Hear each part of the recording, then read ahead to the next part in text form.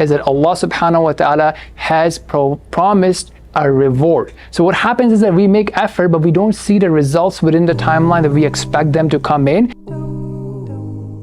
إن الذين آمنوا والذين هادوا والنصارى والصابئين من آمن بالله واليوم الآخر وعمل صالحا فلهم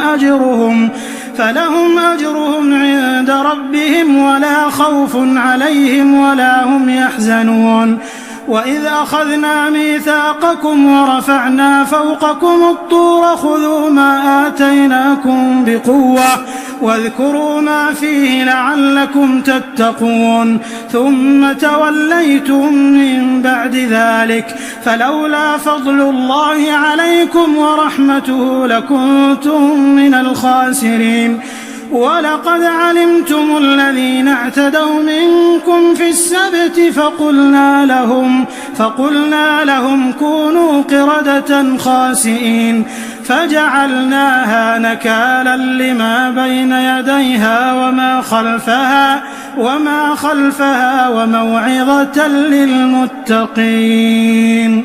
How to be fearless. So this is something that really prevents people from succeeding. And in these verses, Allah subhanahu wa ta'ala tells us two key components that help us to become fearless.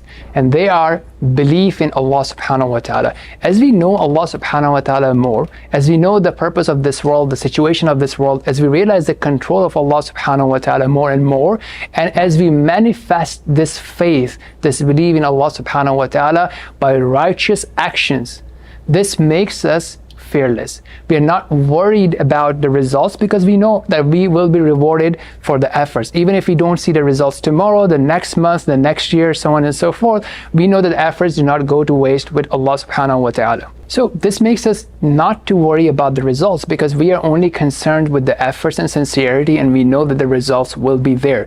It may be delayed, but Allah subhanahu wa ta'ala will not let our efforts go to waste. And similarly, when we think about the past, what has already happened, it helps us to overcome our sorrows because we realize that yes, it may be painful, but it wasn't without a purpose. We realize and we trust the wisdom of Allah subhanahu wa ta'ala, and we realize that those sorrows or those pains that we have faced in the past is meant to make us stronger and closer in the sight of Allah subhanahu wa ta'ala. The second thing that we learn again from these verses is that Allah subhanahu wa ta'ala has promised a reward. So what happens is that we make effort, but we don't see the results within the timeline that we expect them to come in. So that's where we get, we start becoming restless and we start becoming impatient. But Allah subhanahu wa ta'ala is saying that look, these efforts will not go to waste, and you have a reward with Allah subhanahu wa ta'ala. And who can give you a better reward than Allah subhanahu wa ta'ala? Who will be more merciful than Allah subhanahu wa ta'ala when it comes to recompensing you?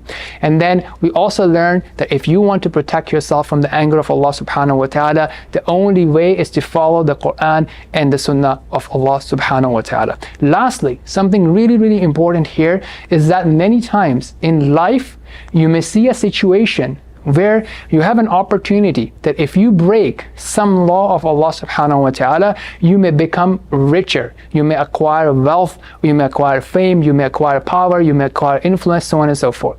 So what would you do then?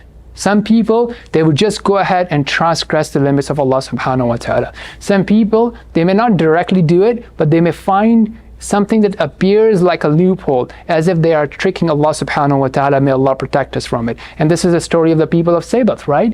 What they did, they were told that not to fish on Saturday, but they planned a loophole.